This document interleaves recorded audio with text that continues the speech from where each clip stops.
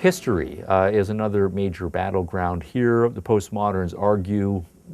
that there is no such thing as objective history. There is no such thing as impartial history. There is no such thing as one history that should be taught to all students universally. There are a number of groups out there, each with their own histories, and so rather than saying here's one history curriculum, we should have multiple historical curricula, and what we should do is have one curricula for white students, one students for black, or curricula for black students, one history that is appropriate for male students, one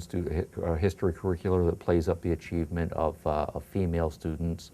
Not a history that is self-congratulatory for Christians, but rather a curriculum that makes room for Islam and all of the other religions as well. Also, the postmoderns will argue that we should be aware that history is a rhetorical tool. History is always written by the winners, and the winners always play up their side of the story and demonize the side that lost the story. And of course, the way it has worked out historically from the postmodern perspective is that whites have won, Europeans have won, males typically win all of these battles, and so what we have in history is a rhetorical story that plays up the achievement of white European males. And so what we should be doing is being critical, be willing to expose those white European males as having a seamy underbelly to play up their historical sins, and then at the same time to be willing to look at the groups that they have been beating up upon historically and to play up the achievements of those groups, or at least to try to engender in our students sympathy for the groups that have been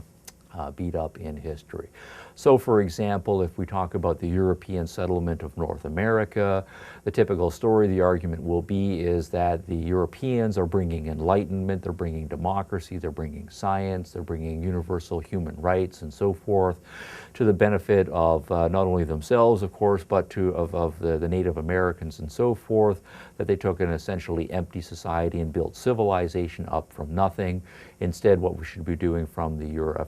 from the postmodern perspective is arguing that the Europeans brought with them imperialism, they brought with them racism, they brought with them disease,